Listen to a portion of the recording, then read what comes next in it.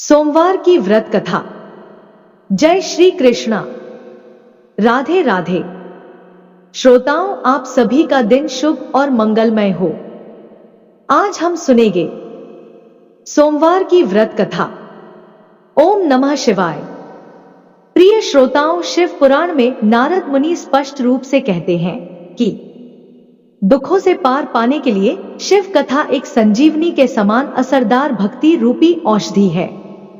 रोगी, निर्धन, निसंतान, अन्य सांसारिक दुखों से व्याकुल मनुष्य यदि प्रत्येक सोमवार को सोमवार व्रत कथा के साथ साथ द्वादश ज्योतिर्लिंग की कथा का श्रवण करता है तो धीरे धीरे करके उसके समस्त दुखों का अंत हो जाता है। सुख समृद्धि के साथ साथ घर परिवार में खुशहाली आती है। अंत में शिव कथा श्रवण के फल से उसे शिव धाम की प्राप्ति होती है।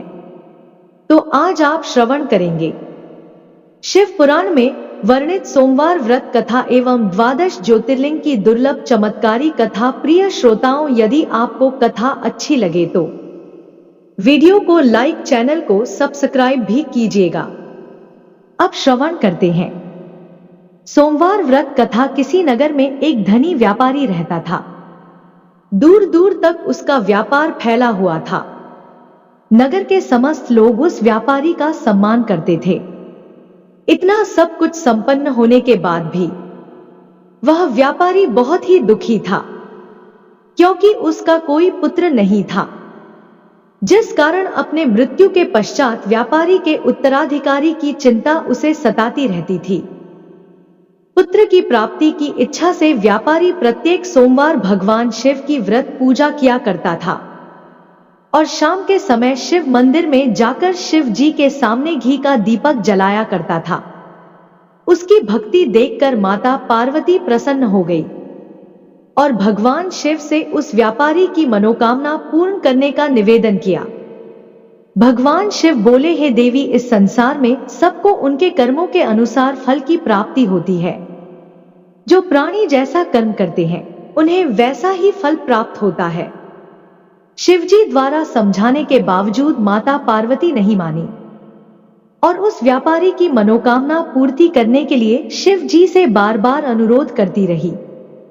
अंततः माता के आग्रह को देखकर भगवान भोलेनाथ को उस व्यापारी को पुत्र प्राप्ति का वरदान देना पड़ा। वरदान देने के पश्चात भोलेनाथ माता पार्वती से बोले कि हे उमा, हे देवी, आपके आग्रह पर मैंने पुत्र प्राप्ति का वरदान तो दे दिया, परंतु इस व्यापारी का पुत्र 16 वर्ष से अधिक समय तक जीवित नहीं रहेगा। उसी रात भगवान शिव उस व्यापारी के स्वप्न में आए और उसे पुत्र प्राप्ति का वरदान दिया और उसके पुत्र के 16 वर्ष तक जीवित रहने की भी बात बताई। भगवान के वरदान से व्यापारी को खुशी तो हुई, किंतु पुत्र की अल्प आयु की चिंता ने उसकी खुशी को नष्ट कर दिया।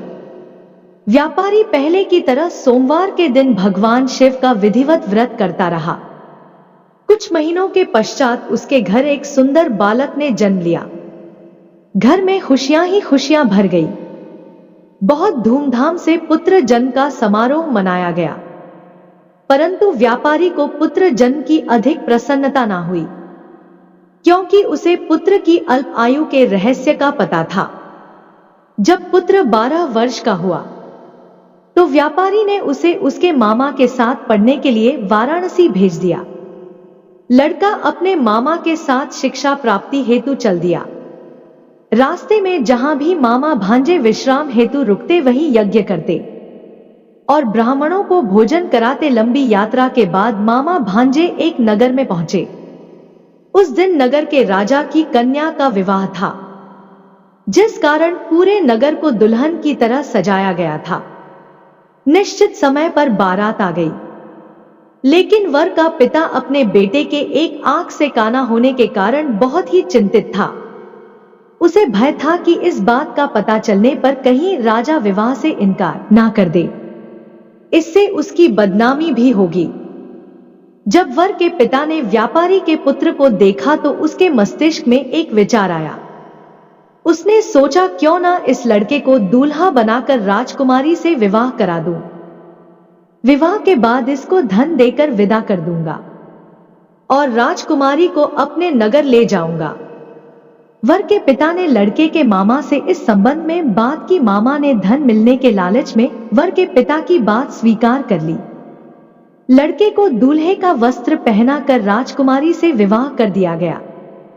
राजा ने बहुत सारा धन देकर राजकुमारी को विदा किया। शादी के बाद लड़का जब राजकुमारी के साथ लौट रहा था तो वह सच छुपा नहीं सका और उसने राजकुमारी की ओढ़नी पर लिख दिया कि राजकुमारी, तुम्हारा विवाह मेरे साथ हुआ था। मैं तो वाराणसी पढ़ने के लिए जा रहा हूं और अब तुम्हें जिस युवक की पत्नी बनना पड़ेगा वह कान्हा है। अब राजकुमारी ने अपनी ओढ़नी पर लिखा हुआ पढ़ा तो उसने कान्हा लड़के के साथ जाने से इनकार कर दिया। राजा को जब यह सब बात पता लगी तो उसने राजकुमारी को महल में ही रख लिया और इधर लड़के वाले अपमानित होकर बारात वापस लेकर अपने घर चले गए और साहूकार का लड़का अपने मामा के साथ वाराणसी पहुंच गया। गुरुकुल में पढ़ना आरंभ कर दिया। जब उसकी आयु 16 वर्ष की हुई तो उसने यज्ञ किया। यज्ञ के समाप्ति पर ब्राह्मणों को भोजन कराया और खूब अन्न वस्त्र दान दिए। रात को वह अपने शय कक्ष में सो गया। अब शिव जी के वरदान के अनुसार शय अवस्था में ही उसके प्राण पखेरु उड़ गए। अब देखिए, सूर्योदय पर मामा मृत भांजे को देखकर विलाप करने लगा, रोने पीटने लगा। आसपास के लोग भी एकत्रित होकर दुख प्रकट करने लगे। लड़के के मामा के रोने विलाप करने के स्वर समीप से गुजरते हुए भगवान शिव और माता पार्वती जी ने भी सुनी।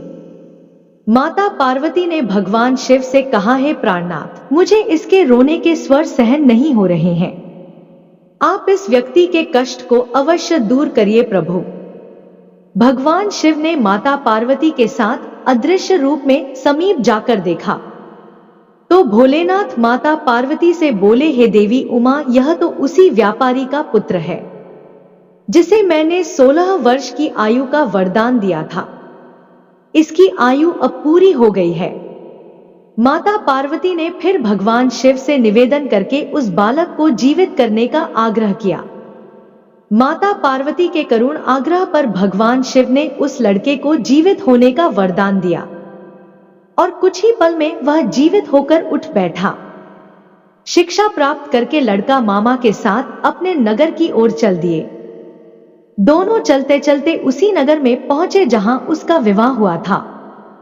उसी नगर में भी यज्ञ का आयोजन किया। समीप से गुजरते हुए नगर के राजा ने यज्ञ का आयोजन देखा और उसने तुरंत ही लड़के और उसके मामा को पहचान लिया। यज्ञ समाप्त होने पर राजा मामा और लड़के को महल में ले आया और कुछ दिनों तक उन्हें महल में रखकर बहुत सारा धन वस्त्र आदि देकर राजकुमारी के साथ विदा कर दिया। इधर भूखे प्यासे रहकर व्यापारी और उसकी पत्नी बेटे की प्रतीक्षा कर रहे थे। उन्होंने प्रतिज्ञा कर रखी थी कि यदि उन्हें अपने बेटे की मृत्यु का समाचार मिला तो दोनों अपने प्राण त्याग देंगे। परंतु जैसे ही उसने अपने बेटे के जीवित वापस लौटने का समाचार सुना तो वह बहुत ही प्रसन्न हुआ। वह अपनी पत्नी और मित्रों के साथ नगर के द्वार पर पहुंचा। अपने बेटे के विवाह का समाचार सुनकर पुत्र बधू राजकुमारी को देखकर उसकी खुशी का तो ठिकाना ही ना रहा।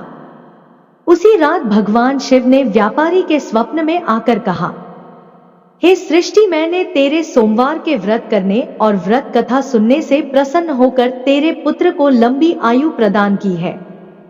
पुत्र की लंबी आयु जानकर व्यापारी बहुत ही प्रसन्न हुआ। तो शिव भक्त होने तथा सोमवार व्रत कथा करने से व्यापारी की सभी मनोकामनाएं पूर्ण हो गई। इसी प्रकार से जो भक्तगण सोमवार का विधिवत व्रत करते हैं और व्रत कथा को सुनते हैं उनकी सभी इच्छाएं पूरी होती है। तो बोलिए ओम नमः शिवाय। तो प्रिय श्रोताओं, अब आइए श्रवण करते हैं मनोकामनाओं को पूर्ण करने वाली 12 ज्योतिर्लिंग की संपूर्ण कथा।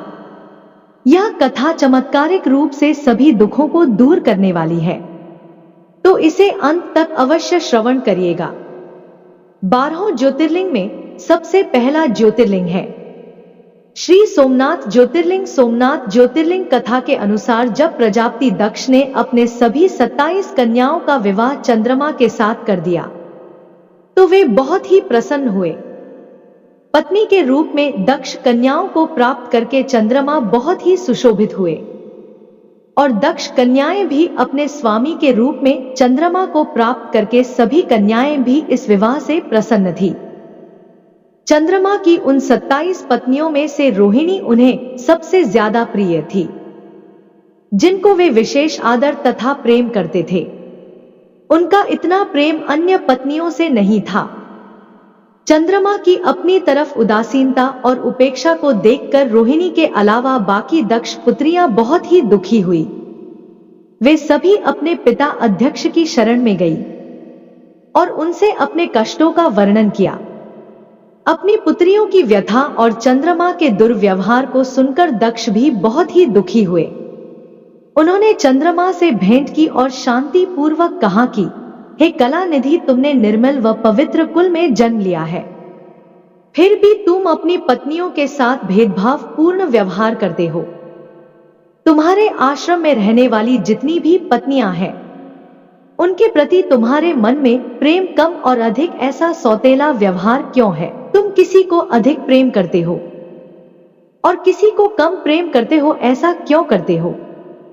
अब तक जो व्यवहार किया वह ठीक नहीं है, फिर अब आगे ऐसा व्यवहार तुम्हें नहीं करना चाहिए। जो व्यक्ति आत्मजनों के साथ विषमता पूर्वक व्यवहार करता है, उसे नरक में जाना पड़ता है। इस प्रकार प्रजापति दक्ष ने अपने दामाद चंद्रमा को प्रेम पूर्वक समझाया, चंद्रमा में सुधार हो जाएगा।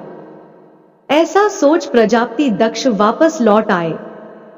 इतना समझाने पर भी चंद्रमा ने अपने ससुर प्रजापति दक्ष की बात नहीं मानी।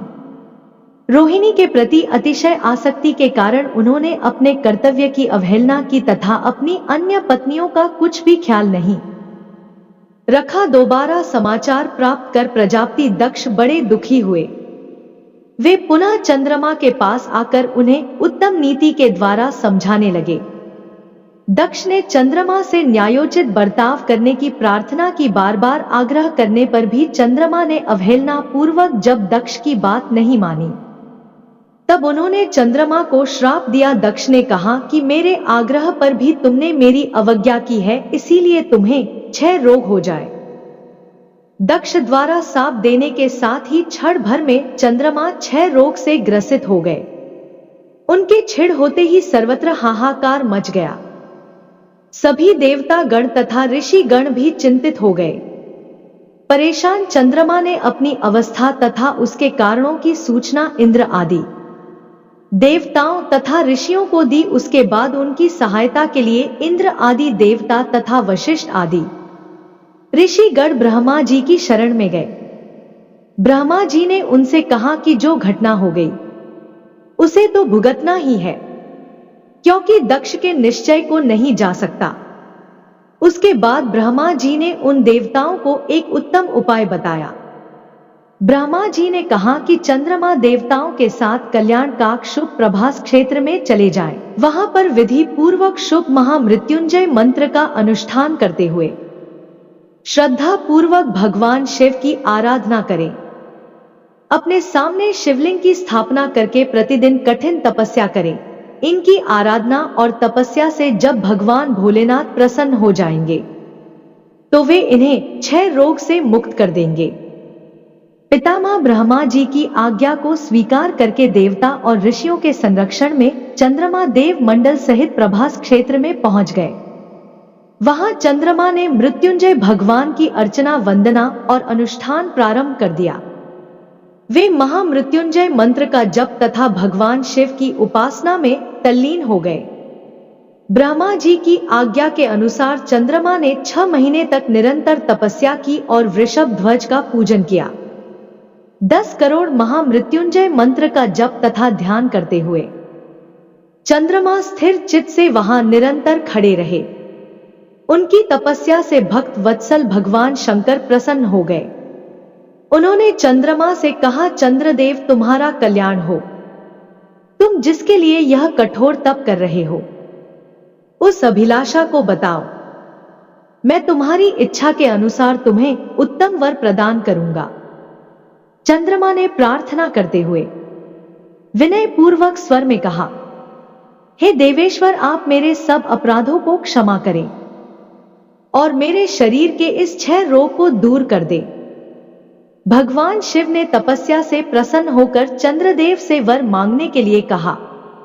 इस पर चंद्रमा ने वर मांगते हुए कहा, हे भगवान, आप मुझे इस श्राप से मुक्त कर दीजिए और मेरे सारे अपराध क्षमा कर दीजिए। इस श्राप को पूरी तरह समाप्त करना भगवान शिव के लिए संभव नहीं था, अतः मध्य का मार्ग निकाला गया। उन्होंने कहा, चंद्रदेव, तुम्हारी कला प्रतिदिन एक पक्ष में छेड़ हुआ करेगी, जबकि दूसरे पक्ष में प्रतिदिन वह निरंतर बढ़ती रहेगी। इस प्रकार तुम स्वस्थ और लोक सम्मान के योग्य हो जाओगे। भगवान शिव का कृपा रूपी प्रसाद पाकर चंद्रदेव बहुत ही प्रसन्न हुए। उन्होंने भक्ति पूर्वक भगवान शिव की स्तुति की। ऐसी स्तुति से निराकार शिव उनकी दृढ़ भक्ति को देखकर साकार लिंग रूप में प्रकट हुए और संसार में सोमनाथ ज्योतिर्लिंग के नाम से प्रसिद्ध हुए। तो बोलिए, सोमनाथ ज्योतिर्लिंग भगवान की जय हो। ओम नमः शिवाय। प्रिय भक्त गणों, अब आइए श्रवण करते हैं भगवान शिव शंकर के दूसरे ज्योतिर्लिंग मल्लिका अर्जुन शिवलिंग की कथा। पौराणिक कथा के अनुसार शिव पार्वती के पुत्र स्वामी कार्तिकेय और गणेश दोनों भाई विवाह के लिए आपस में कलह करने लगे। कार्तिकेय जी का कहना था कि वे बड़े हैं, इसलिए उनका विवाह पहले होना चाहिए, किंतु श्री गणेश जी अपना विवाह पहले कराना चाहते थे। इस झगड़े पर फैसला देने के लिए दोनों अपने माता पिता भवानी और शंकर जी के पास पहुंचे। उनके माता पिता ने कहा, तुम दोनों में जो इस पृथ्वी की परिक्रमा करके पहले यहां आएगा, उसी का विवाह पहले होगा। शर्त सुनते ही कार्तिकेय जी पृथ्वी की परिक्रमा करने के लिए दौड़ पड़े। इधर स्थूलकाय श्री गणेश जी और उनका वाहन चूहा, भला इतनी शीघ्रता से वे परिक्रमा कैसे कर सकते थे। श्री गणेश जी के सामने भारी समस्या उपस्थित हो गई। श्री गणेश जी शरीर के जरूर स्थूल थे, किंतु बुद्धि के सागर हैं। उन्होंने कुछ सोच विचार किया और अपनी माता पार्वती तथा पिता देवाधिदेव महेश्वर से एक आसन पर बैठने का आग्रह किया। उन दोनों के आसन पर बैठ जाने के बाद श्री गणेश जी ने उनकी साथ परिक्रमा की, फिर विधिवत पूजन किया। इस प्रकार श्री गणेश जी माता पिता की परिक्रमा करके पृथ्वी की परिक्रमा से प्राप्त होने वाले फल की प्राप्ति के अधिकारी बन गए। उनकी चतुर बुद्धि को देखकर शिव पार्वती जी दोनों बहुत ही प्रसन्न हुए। उन्होंने गणेश जी का विवाह भी करा दिया। जिस समय कार्तिकेय संपूर्ण पृथ्वी की परिक्रमा करके वापस आए, उसी समय गणेश जी का विवाह विश्वरूप प्रजापति की पुत्रियों सिद्धि और बुद्धि के साथ हो चुका था। इतना ही नहीं, गणेश जी को सिद्धि नामक पत्नी से क्षेम तथा बुद्धि नामक पत्नी से लाभ, यह दो पुत्र रत्न प्राप्त हुए थे। भ्रमणशल और जगत का कल्याण करने वाले देवर्ष नारद ने स्वामी कार्तिकेय से यह सारा वृतांत कह सुनाया। श्री गणेश जी का विवाह और उन्हें पुत्र लाभ का समाचार सुनकर स्वामी कार्तिकेय जी जल उठे। इस प्रकार वे नाराज होकर कार्तिकेय ने शिष्टाचार का पालन करते हुए अपने माता पिता के चरण छुए और वहां से चले गए। माता पिता से अलग होकर कार्तिकेय जी क्रौच पर्वत पर रहने लगे। शिव पार्वती जी ने अपने पुत्र कार्तिकेय जी को समझा बुझाकर बुलाने हेतु देवर्षि नारद जी को क्रौच पर्वत पर भेजा। देवर्षि नारद जी ने बहुत प्रयास से स्वामी जी को मनाने का प्रयास किया, किंतु वे वापस नहीं आए। उसके बाद कोमल हृदय माता पार्वती स्नेह रूप में व्याकुल हो उठी। वे भगवान शिव जी को लेकर कोच पर क्रौच पर्वत पर पहुंच गए। उधर स्वामी कार्तिकेय जी को क्रौच पर्वत पर अपने माता पिता की आगमन की सूचना मिल गई और वे वहां से 3 योजन अर्थात 36 किलोमीटर दूर चले गए। कार्तिकेय जी के चले जाने पर भगवान शिव उस क्रौंच पर्वत पर ज्योतिर्लिंग के रूप में प्रकट हो गए। तभी से वे मल्लिकार्जुन ज्योतिर्लिंग के नाम से प्रसिद्ध हुए। मल्लिका माता पार्वती का नाम है, जबकि अर्जुन भगवान शंकर को कहा जाता है। इस प्रकार से सम्मिलित रूप से मल्लिकार्जुन नाम उक्त ज्योतिर्लिंग का जगत में प्रसिद्ध हुआ। तो बोलिए श्री मल्लिकार्जुन भगवान की जय हो। ओम नमः शिवाय। प्रिय भक्त गणों, अब आइए सुनते हैं भगवान शिव जी के तीसरे ज्योतिर्लिंग महाकाल ज्योतिर्लिंग की कथा। महाकाल ज्योतिर्लिंग की कथा के अनुसार उज्जैनी में राजा चंद्रसेन का राज्य था।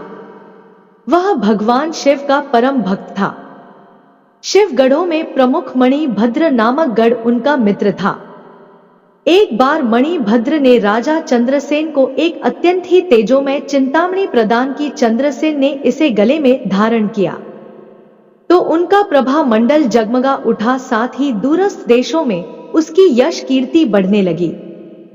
उस मणि को प्राप्त करने के लिए दूसरे राजाओं ने प्रयास आरंभ कर दिए। कुछ ने प्रत्यक्ष मांग की, कुछ ने विनती की, चूंकि वह राजा की अत्यंत प्रिय वस्तु थी। अतः राजा ने वह मणि किसी को नहीं दी। अतः उन पर मणि आकांक्षी राजाओं ने आक्रमण कर दिया। शिव भक्त चंद्रसेन भगवान महाकाल की शरण में जाकर ध्यान मग्न हो गया। जब चंद्रसेन समाधि था तब वहां कोई गोपी अपने छोटे बालक को साथ लेकर दर्शन हेतु आई। बालक की उम्र थी 5 वर्ष। गोपी विधवा थी। राजा चंद्रसेन को ध्यान मग्न देखकर बालक भी शिव की पूजा हेतु प्रेरित हुआ। वह कहीं से एक पाषाण ले आया और अपने घर के एकांत स्थल में बैठकर भक्ति भाव से शिवलिंग की पूजा करने लगा। कुछ देर पश्चात उसकी माता ने भोजन के लिए उसे बुलाया, किंतु वह नहीं आया। फिर बुलाया, वह फिर भी नहीं आया। माता स्वयं बुलाने आई तो उसने देखा कि बालक ध्यान मग्न बैठा है, उसकी आवाज सुन नहीं रहा है। तब क्रोध में आकर माता ने उस बालक को पीटना शुरू कर दिया और समस्त पूजा सामग्री उठाकर फेंक दी। ध्यान से मुक्त होकर बालक चेतना में आया तो उसे अपनी पूजा को नष्ट देखकर बहुत ही दुख हुआ। अचानक उसकी व्यथा की गहराई से चमत्कार हुआ। भगवान शिव की कृपा से वहां एक सुंदर मंदिर निर्मित हो गया। मंदिर के मध्य में दिव्य शिवलिंग विराजमान था। एक सुंदर मंदिर निर्मित हो गया। मंदिर के मध्य में दिव्य शिवलिंग विराजमान था एवं बालक द्वारा सुसज्जित पूजा यथावत थी। उसकी माता की तंद्रा भंग हुई तो वह भी आश्चर्यचकित हो गई। राजा चंद्रसेन को जब शिव जी की अनन्य कृपा से घटित इस घटना की जानकारी मिली तो वह उस शिव भक्त बालक से मिलने पहुंचा। अन्य राजा जो मणि हेतु युद्ध पर उतारू थे वे भी पहुंचे। सभी ने राजा चंद्रसेन ने अपने अपराध की क्षमा मांगी और सब मिलकर भगवान महाकाल का पूजन अर्चन करने लगे। तभी वहां राम भक्त श्री हनुमान जी अवतरित हुए और उन्होंने गोप बालक को गोद में बैठाकर सभी राजाओं और उपस्थित जन समुदाय को संबोधित किया। इस गोप बालक ने अन्यत्र शिव पूजा को मात्र देखकर ही बिना किसी मंत्र अथवा विधि विधान की शिव आराधना कर सर्व विधि मंगल को प्राप्त किया है। यह शिव का परम श्रेष्ठ भक्त समस्त गोप जनों की कीर्ति बढ़ाने वाला है। इस लोक में यह अखिल अनंत सुखों को प्राप्त करेगा, वह मरणोपरांत मोक्ष को प्राप्त होगा। इसी के वंश का 8वां पुरुष महायशस्वी नंद होगा, जिसके पुत्र के रूप में स्वयं नारायण कृष्ण नाम से प्रतिष्ठित होंगे। कहा जाता है कि भगवान महाकाल तब से ही उज्जैनी में स्वयं राजा और प्रजापालक के रूप में विराजमान है। हमारे प्राचीन ग्रंथों में महाकाल की असीम महिमा का वर्णन मिलता है। महाकाल साक्षात राजाधिराज देवता माने गए हैं। तो बोलिए श्री महाकालेश्वर भगवान की जय हो। ओम नमः शिवाय। प्रिय भक्त गणों, आइए अब श्रवण करते हैं भगवान शिव जी के चौथे ज्योतिर्लिंग ओमकारेश्वर ज्योतिर्लिंग की कथा। हिंदू पौराणिक कथाओं में एक हिंसक युद्ध का उल्लेख है। जो देवताओं और उनके दुष्ट समकक्ष असुरों के बीच छिड़ गया था।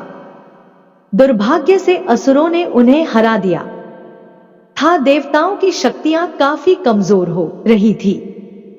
देवता काफी असहाय थे। असुरों को हराने का कोई अन्य विकल्प न देखकर देवता ने भगवान शिव से प्रार्थना की। उनकी प्रार्थना से प्रसन्न होकर भगवान शिव ओंकारेश्वर के रूप में पृथ्वी पर प्रकट हुए।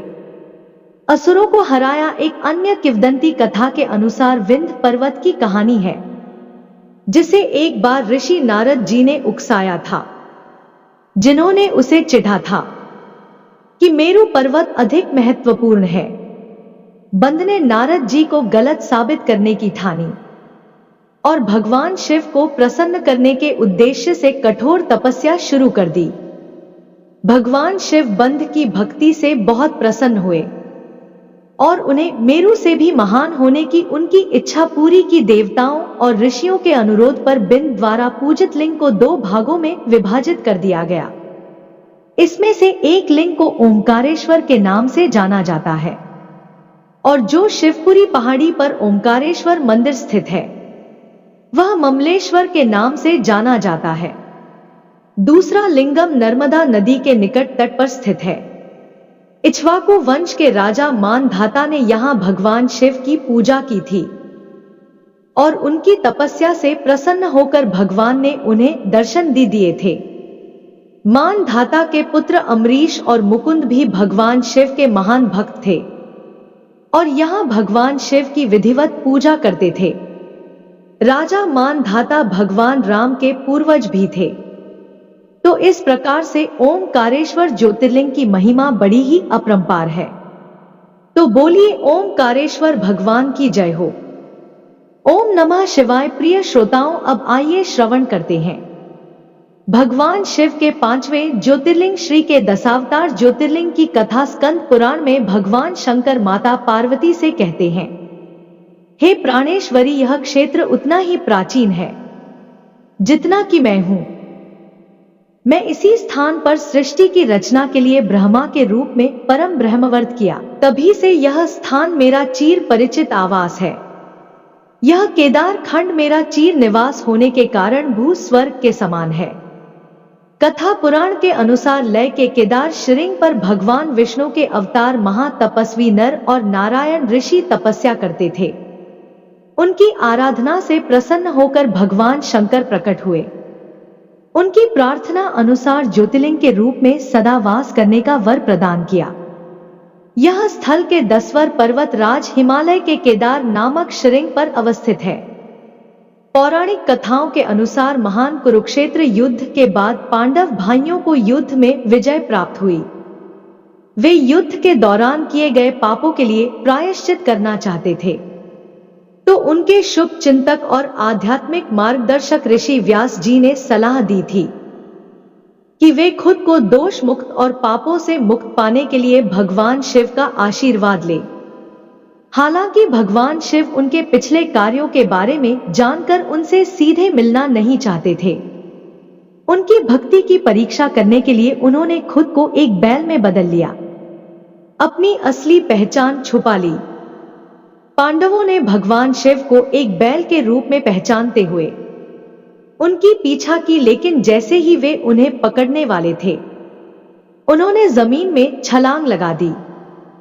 पांडवों ने जमीन खोदी और भगवान शिव के निशान का पीछा किया और वे भगवान के उत्तराखंड के हिमालय क्षेत्र में स्थित वर्तमान केदारनाथ पहुंच गए।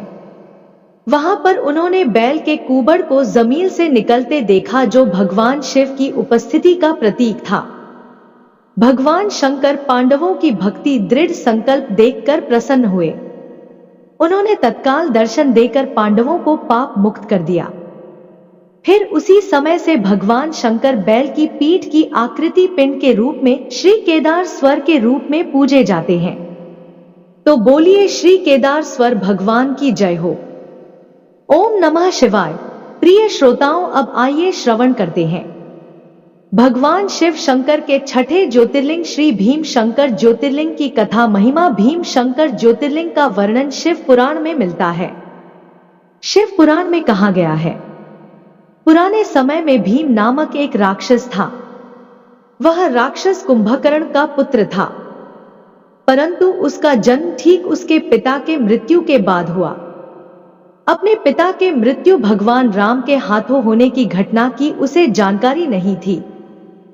समय बीतने के साथ जब उसे अपनी माता से इस घटना की जानकारी हुई, तो वह भगवान श्री राम जी का वध करने के लिए आतुर हो गया। अपने उद्देश्य को पूरा करने के लिए उसने अनेक वर्षों तक कठोर तपस्या की। उसकी तपस्या से प्रसन्न होकर उसे ब्रह्मा जी ने विजय होने का वरदान दिया। वरदान पाने के बाद राक्षस निरंकुश हो गया।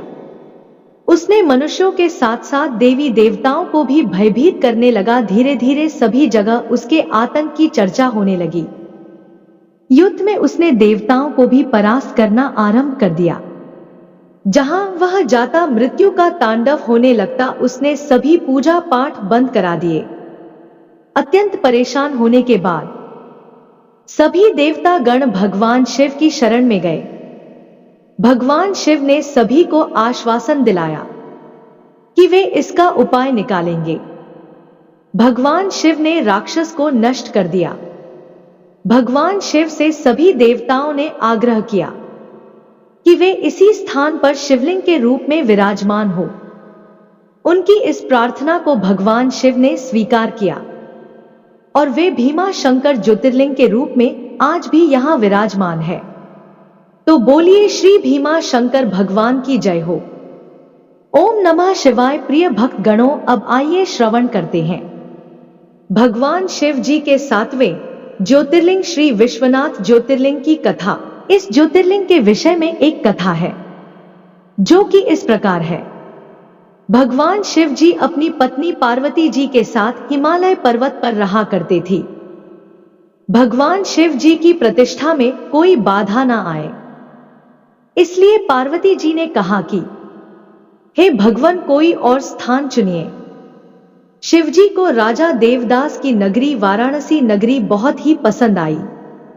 भगवान शिव जी के शांत जगह के लिए निकुंभ नामक शिवगण ने वाराणसी नगरी को नी मनुष्य कर दिया। लेकिन राजा को दुख हुआ। राजा ने घोर तपस्या करके ब्रह्मा जी को प्रसन्न किया और उनसे अपना दुख दूर करने की प्रार्थना की। देवदास ने बोला कि देवता देवलोक में रहे, पृथ्वी तो मनुष्यों के लिए है। ब्रह्मा जी के कहने पर शिवजी भी मंदराचल पर्वत पर चले गए, लेकिन काशी नगरी के लिए अपना मोह नहीं त्याग सके। तब भगवान विष्णु जी ने राजा को तपोवन में जाने का आदेश दिया। उसके बाद वाराणसी महादेव जी की स्थायी निवास हो गया और शिवजी ने अपने त्रिशूल पर वाराणसी नगरी स्थापित की। तब उसी समय शिवजी ज्योतिर्लिंग के रूप में विराजमान हो गए। काशी वाराणसी नगरी में श्री विश्वनाथ ज्योतिर्लिंग के रूप में प्रसिद्ध हुआ। तो बोलिए श्री काशी विश्वनाथ भगवान की जय हो। ओम नमः शिवाय। प्रिय श्रोताओं, आइए अब श्रवण करते हैं भगवान शिव शंकर के 8वें ज्योतिर्लिंग श्री त्रयंबकेश्वर ज्योतिर्लिंग की कथा। प्राचीन समय में ब्रह्मगिरि पर्वत पर देवी अहिल्या के पति ऋषि गौतम जी रहा करते थे और तपस्या करते थे। क्षेत्र में ऐसे कई ऋषि थे जो गौतम ऋषि से ईर्ष्या करते थे और उन्हें नीचा दिखाने की कोशिश करते थे। एक बार सभी ऋषियों ने गौतम ऋषि पर गौ हत्या का आरोप लगा दिया। सभी ने कहा इस हत्या के पाप के प्राच्य में देवी गंगा को यहां लेकर आना होगा। तब गौतम ऋषि ने शिवलिंग की स्थापना करके पूजा शुरू कर दी। ऋषि की भक्ति से प्रसन्न होकर शिवजी और माता पार्वती वहां प्रकट हुए। भगवान शिव ने वरदान मांगने को कहा। तब ऋषि गौतम जी ने शिव जी से देवी गंगा को उस स्थान पर भेजने का वरदान मांगा। तब देवी गंगा ने कहा, हे भगवान, यदि शिवजी भी इस स्थान पर ज्योतिर्लिंग के रूप में रहेंगे तभी वह यहाँ पर रहेंगी। गंगा के ऐसा कहने पर शिवजी वहां त्र्यंबकेश्वर ज्योतिर्लिंग के रूप में ब्रह्मा विष्णु एवं स्वयं महेश लिंग रूप वास करने को तैयार हो गए तथा अपने वचना अनुसार गंगा नदी गौतमी के रूप में वहां बहने लगी। गौतमी नदी का एक नाम गोदावरी भी है। दक्षिण दिशा की गंगा कही जाने वाली नदी गोदावरी का यही उद्गम स्थान है। त्रयंबकेश्वर ज्योतिर्लिंग के पास 3 पर्वत स्थित हैं, जिन्हें ब्रह्मगिरि, नीलगिरि और गंगाद्वार के नाम से जाना जाता है। श्री त्र्यंबकेश्वर भगवान की जय हो। ओम नमः शिवाय। प्रिय श्रोताओं, अब आइए श्रवण करते हैं भगवान शिव जी के 9वें ज्योतिर्लिंग वैद्यनाथ ज्योतिर्लिंग की कथा महिमा। एक बार राक्षस राज रावण ने हिमालय पर स्थित होकर भगवान शिव की घोर तपस्या की। रावण ने अपना एक एक सिर काट काट कर शिवलिंग पर चढ़ा दिए। इस प्रक्रिया में उसने अपने 9 सिर चढ़ा दिए तथा 10वें सिर को काटने के लिए जब वह उदित हुआ, तब भगवान शंकर प्रसन्न हो उठे। प्रकट होकर भगवान शिव ने रावण के 10 सिरों को पहले की भांति कर दिया। उन्होंने रावण से वर मांगने के लिए कहा। रावण ने भगवान शिव जी से कहा कि मुझे आप अपने इस शिवलिंग को साथ ले जाकर लंका में स्थापित करने की अनुमति प्रदान करें। शंकर जी ने रावण को इस प्रतिबंध के साथ अनुमति प्रदान कर दी कि यदि इस लिंग को ले जाते समय रास्ते में धरती पर रखोगे तो वह वही स्थापित हो जाएगा, अचल हो जाएगा। जब रावण भगवान शिव को प्रणाम करके शिवलिंग लेकर चला तो मार्ग में चिता भूमि में ही उसे लघु शंका आ गई। उसने उस लिंग को एक अहिर को पकड़ा दिया और लघु शंका से निवृत्त होने चला गया। इधर शिवलिंग भारी होने के कारण उस अहिर ने उसे भूमि पर रख दिया। वह लिंग वही अचल हो गया। वापस आकर रावण ने काफी जोर लगाकर उस शिवलिंग को उखाड़ना चाहा, किंतु वह असफल रहा। अंत में वह निराश होकर चला गया। उस शिवलिंग पर अपने अंगूठे से दबाकर लंका के लिए खाली हाथ ही चल दिया। इधर ब्रह्मा, विष्णु, इंद्र आदि देवताओं ने वहां पहुंचकर उस शिवलिंग की विधिवत पूजा की। उन्होंने शंकर जी का दर्शन किया और लिंग की प्रतिष्ठा करके स्तुति की। उसके बाद वे स्वर्ग लोक चले गए। जिस चरवाहे ने भगवान शिव जी को वहां रखा था उसका नाम वैजू था, इसलिए वह भगवान वैद्यनाथ के रूप में जाने गए। तो बोलिए श्री वैद्यनाथ भगवान की जय हो। प्रिय श्रोताओं, अब आइए श्रवण करते हैं भगवान शिव जी के 10वें ज्योतिर्लिंग श्री नागेश्वर ज्योतिर्लिंग की कथा। एक समय की बात है, एक दारुका नाम की एक प्रसिद्ध राक्षसी थी, जो पार्वती जी से वरदान प्राप्त करके अहंकार में चूर रहती थी। उसका पति दारुका महाशक्तिशाली राक्षस था। उसने बहुत से राक्षसों को अपने साथ लेकर समाज में आतंक फैलाया हुआ था। वह यज्ञ आदि शुभ कार्यों को नष्ट करता हुआ संत महात्माओं का संहार करता था। वह प्रसिद्ध धर्म नाशक राक्षस था। पश्चिम समुद्र के किनारे किसी प्रकार की संपदा हो से भरपूर 16 योजन विस्तार पर उसका एक वन था, जिसमें वह निवास करता था। दारुका जहां भी जाती थी, वृक्षों तथा विविध उपकरणों से सुसज्जित वह वन भूमि अपने विलास के लिए साथ ले जाती थी। महादेवी पार्वती जी ने उस वन की देखभाल का दायित्व दारुका को ही सौंपा था, जो उनके वरदान के प्रभाव से उनके ही पास रहता था। उससे पीड़ित आम जनता ने महर्षि के पास जाकर अपना कष्ट सुनाया। शरणागत की रक्षा का धर्म पालन करते हुए महर्षि और बने राक्षस को श्राप दे दिया। उन्होंने कहा कि जो राक्षस इस पृथ्वी पर प्राणियों की हिंसा और यज्ञों का विनाश करेगा, उसी समय वह अपने प्राणों से हाथ धो बैठेगा। महर्षि और द्वारा दिए गए श्राप की सूचना जब देवताओं को मालूम हुई, तब उन्होंने दुराचारी राक्षसों पर चढ़ाई कर दी। राक्षसों पर भारी संकट आ पड़ा। यदि वे युद्ध में देवताओं को मारते हैं तो श्राप के कारण स्वयं मर जाएंगे, और यदि उन्हें नहीं मारते हैं तो पराजित होकर स्वयं भूखों मर जाएंगे। उस समय दारुका ने राक्षसों को सहारा दिया और भवानी के वरदान का प्रयोग करते हुए वह संपूर्ण वन को लेकर समुद्र में जा बसी।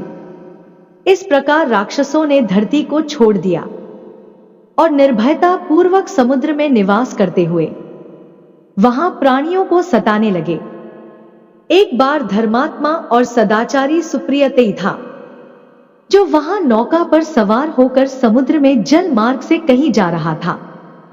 उसी समय दारुक नामक एक भयंकर बलशाली राक्षस ने उस पर आक्रमण कर दिया। राक्षस दारुक ने सभी लोगों सहित सुप्रिया को अपहरण कर लिया, अपनी पूरी में ले जाकर उसे बंदी बना दिया, जो कि सुप्रिया शिव जी का अनन्य भक्त थे। इसीलिए वह हमेशा शिव जी की आराधना में तन्मय से लगे रहते थे। कारागार में भी उनकी आराधना बंद नहीं हुई और उन्होंने अपने अन्य साथियों को भी शिव जी की आराधना करने के प्रति जागरूक कर दिया। वे सभी शिव भक्त बन गए। कारागार में शिव भक्ति का ही बोलबाला हो गया। जब इसकी सूचना राक्षस दारू को मिली तो वह क्रोध में उबल उठा।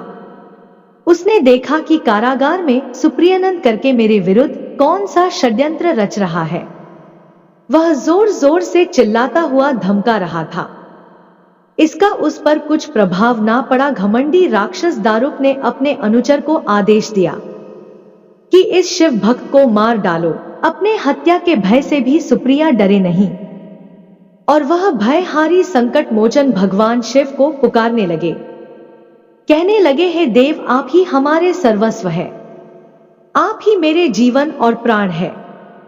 इस प्रकार की प्रार्थना को सुनकर भगवान शिव एक बिल से प्रकट हुए। उनके साथ ही 4 दरवाजों का एक सुंदर मंदिर प्रकट हुआ। उस मंदिर के मध्य भाग में गर्भगृह में एक दिव्य ज्योतिर्लिंग प्रकाशित हो रहा था तथा शिव परिवार के सभी सदस्य भी उनके साथ विद्यमान थे। वैश्य सुप्रिया ने शिव परिवार सहित उस ज्योतिर्लिंग का दर्शन और पूजन किया। सुप्रियानंद भगवान शिव ने स्वयं पाशुपतास्त्र लेकर प्रमुख राक्षसों को व उनके अनुचर को तथा उनके सारे संसाधनों अस्त्र शस्त्र को नष्ट कर दिया। लीला करने के लिए स्वयं शरीर धारण करने वाले भगवान शिव ने अपने भक्त सुप्रिया आदि की रक्षा करने के बाद उस वन को भी वर दिया कि आज से इस वन में ब्राह्मण, क्षत्रिय, वैश्य तथा शूद्र इन चारों वर्णों के धर्मों का पालन किया जाएगा। इस वन में शिव धर्म के प्रचारक श्रेष्ठ ऋषि मुनि निवास करेंगे और यहाँ तामसिक दुष्ट राक्षसों के लिए कोई स्थान नहीं होगा। राक्षसों पर आए इसी भारी संकट को देखकर राक्षसी दारुका ने दीन भाव से देवी पार्वती की स्तुति की। उनकी प्रार्थना से प्रसन्न माता पार्वती ने पूछा, बताओ मैं तेरा कौन सा प्रिय कार्य करूं? दारुका ने कहा, मां, आप मेरे कुल की रक्षा करें। पार्वती जी ने उसके कुल की रक्षा का आश्वासन देते हुए भगवान शिव से कहा, नाथ, आपकी कही हुई बात इस युग के अंत में सत्य होगी, तब तक यहां तामसिक सृष्टि भी चलती रहे, ऐसा मेरा विचार है। माता पार्वती शिव से आग्रह करती हुई बोली कि मैं भी आपके आश्रय में रहने वाली हूं, आपकी ही हूं, इसलिए मेरे द्वारा दिए गए वचन को भी आप प्रमाणित करें। यह राक्षसी तारुका राक्षस में वलिर ही शक्ति तथा देवी है, इसीलिए यह राक्षसों के राज्य का शासन करेगी। यह राक्षसों की पत्नियां अपने राक्षस पुत्रों को पैदा करेंगी, जो मिलजुल कर इस वन में निवास करेंगे, ऐसा मेरा विचार है। माता पार्वती के उक्त प्रकार के आग्रह को सुनकर भगवान शिव जी ने उनसे कहा, प्रिय, तुम भी बात सुनो। मैं भक्तों का पालन तथा उनकी रक्षा के लिए प्रसन्न पूर्वक इस वन में निवास करूंगा। जो मनुष्य वर्णाश्रम धर्म का पालन करते हुए सदा भक्ति पूर्वक मेरा दर्शन करेगा, वह चक्रवर्ती राजा बनेगा। कलयुग के अंत में तथा सतयुग के प्रारंभ में महासेन का पुत्र वीरसेन राजाओं का महाराज होगा। यह मेरा परम भक्त तथा महापराक्रमी होगा। जब वह इस वन में आकर मेरा दर्शन करेगा, उसके बाद वह चक्रवर्ती सम्राट हो जाएगा। तत्पश्चात बड़ी बड़ी लीलाएं करने वाला शिव दंपति ने आपस में हास विलास की बातें की और वहीं पर स्थित हो गए। इस प्रकार शिव भक्तों के प्रिय ज्योतिर्लिंग स्वरूप भगवान शिव नागेश्वर कहलाए और पार्वती देवी भी नागेश्वरी के नाम से विख्यात हुई। इस प्रकार शिव ज्योतिर्लिंग के रूप में प्रकट हुए। जो तीनों लोकों की कामनाओं को पूर्ण करते हैं। तो बोलिए श्री नागेश्वर भगवान की जय हो। ओम नमः शिवाय। प्रिय श्रोताओं, अब आइए श्रवण करते हैं भगवान शिव जी के 11वें ज्योतिर्लिंग रामेश्वर ज्योतिर्लिंग की कथा। इस ज्योतिर्लिंग की स्थापना मर्यादा पुरुषोत्तम भगवान श्री रामचंद्र जी ने किया था। स्कंद पुराण में इसकी महिमा विस्तार से वर्णित है। इसके विषय में कथा कही जाती है कि जब भगवान श्री रामचंद्र जी लंका पर चढ़ाई के लिए जा रहे थे, तब इसी स्थान पर उन्होंने समुद्र की बालू से शिवलिंग बनाकर उनका पूजन किया था। ऐसा भी कहा जाता है, इस स्थान पर ठहर कर भगवान रामचंद्र जी जल पी रहे थे कि आकाशवाणी हुई कि मेरी पूजा किए बिना ही जल पीते हो। इस वाणी को सुनकर भगवान श्री रामचंद्र जी ने बालू से शिवलिंग बनाकर उनकी पूजा की तथा भगवान शिव जी से रावण पर विजय प्राप्त करने का वरदान मांगा। उन्होंने प्रसन्नता के साथ यह वर भगवान श्री रामचंद्र जी को दिया। भगवान शिव ने लोक कल्याण ज्योतिर्लिंग के रूप में वहां निवास करने की सबकी प्रार्थना भी स्वीकार की। तभी से यह ज्योतिर्लिंग वहां पर प्रभु श्री रामचंद्र जी के नाम पर रामेश्वर ज्योतिर्लिंग के रूप में जाना जाता है। तो बोलिए श्री रामेश्वर भगवान की जय हो।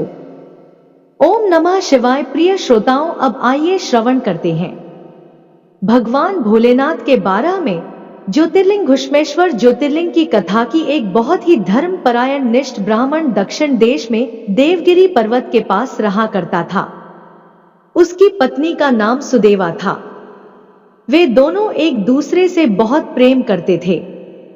उनकी कोई संतान नहीं थी। ज्योतिष गणना से पता चला कि सुदेवा गर्भवती नहीं हो सकती, लेकिन फिर भी वह एक बच्चा चाहती थी। तब सुदेवा ने अपने पति यानी सुधर्मा से अपनी छोटी बहन से दोबारा विवाह करने को कहा। सुधर्मा पहले तो इस पर राजी नहीं हुआ, लेकिन सुदेवा के बार बार जिद करने से सुधर्मा मान गए। सुधर्मा अपनी पत्नी की छोटी बहन घुस्मा को ब्याह करके घर ले आए। घुस्मा अत्यंत विनीत और सदाचार स्त्री थी, साथ ही भगवान शिव शंकर की परम भक्त थी। घुस्मा प्रतिदिन 101 पार्थिव शिवलिंग बनाती और पूरे मन से उनकी पूजा अर्चना करती थी। शिवजी की कृपा ऐसी रही कि कुछ ही समय बाद उसके घर में एक बालक ने जन्म लिया। दोनों बहनों की खुशी का ठिकाना ना रहा। दोनों बहुत ही प्रेम से रहा करती थी, लेकिन पता नहीं कैसे सुदेवा के मन में एक गलत विचार घर कर गया। उसने सोचा कि इस घर में सब कुछ तो घुस्मा का ही है, मेरा कुछ भी नहीं है। इस बात को सुदेवा ने इतना सोचा कि यह बात उसके मन में घर कर गई। सुदेवा सोच रही थी कि संतान भी उसकी है और उसके पति पर भी घुस्मा ने ही हक जमा रखा है। घुस्मा का बालक भी बड़ा हो गया और उसका विवाह भी हो गया। इन्हीं सबको विचारों के साथ एक दिन उसने घुस्मा के युवा पुत्र को रात में सोते समय मौत के घाट उतार दिया। वहीं उसके शव को तालाब में फेंक दिया। यह वही तालाब था जहां घुस्मा पार्थिव शिवलिंग को विसर्जित किया करती थी। जब सुबह हुई तो पूरे घर में कोहराम मच गया। घुस्मा और उसकी बहू फूट फूट कर रोने लगे, लेकिन घुस्मा ने शिव में अपनी आस्था नहीं छोड़ी। उसने हर दिन की तरह इस दिन भी शिव जी की भक्ति की पूजा समाप्त होने के बाद जब वह पार्थिव शिवलिंग को विसर्जित करने के लिए तालाब पर गई, तो उसका बेटा तालाब के अंदर से निकलकर आता हुआ दिखाई पड़ा। बाहर आकर वो हमेशा की तरह घुस्मा के चरणों पर गिर पड़ा। ऐसा लग रहा था कि वह कहीं से घूम कर आ रहा हो। तभी शिव जी प्रकट हुए। उन्होंने घुस्मा से वर मांगने को कहा, लेकिन शिव जी सुदेवा की इस क्रूरता से बेहद क्रोधित थे और वह अपने त्रिशूल से सुदेवा का गला काटने के लिए उद्धृत थे। लेकिन घुस्मा ने शिव जी से हाथ जोड़कर विनती की कि वो उनकी बहन को क्षमा कर दे जो जघन्य पाप किया है। लेकिन शिवजी की दया से ही उसे उसका पुत्र वापस मिला है। अब सुदेवा को भगवान शिव ने क्षमा कर दिया। घुस्मा ने शिव जी से प्रार्थना की कि लोक कल्याण के लिए वह इसी स्थान पर हमेशा के लिए निवास करें। शिवजी ने घुस्मा की दोनों बातें मान ली और ज्योतिर्लिंग के रूप में प्रकट होकर वहीं निवास करने लगे। शिव भक्त घुस्मा के आराध्य होने के कारण ही इनका नाम घुश्मेश्वर महादेव पड़ा। इन्हें घुमेश्वर महादेव के नाम से भी माना जाता है। तो बोलिए घुश्मेश्वर महादेव जी की जय हो। ओम नमः शिवाय। तो प्रिय श्रोताओं, आज की यह सोमवार में सुनी जाने वाली भगवान शिव जी की परम पुण्यदायक द्वादश ज्योतिर्लिंग की कथा महिमा संपूर्ण हुई। उम्मीद करती हूँ आपको यह कथाएं बहुत ही पसंद आई होंगी। तो एक बार भगवान शिव जी के नाम पर कमेंट में ओम नमः शिवाय हर हर महादेव जरूर लिख दीजिए और वीडियो को लाइक करके चैनल को यदि आपने सब्सक्राइब नहीं किया है तो सब्सक्राइब कर लीजिए। भगवान शिव जी की कृपा सदा सर्वदा आप और आपके परिवार पर बनी रहे। आशा करती हूं कि आपको कहानी पसंद आई होगी। जय श्री कृष्णा। राधे राधे। आपका दिन शुभ और मंगलमय हो।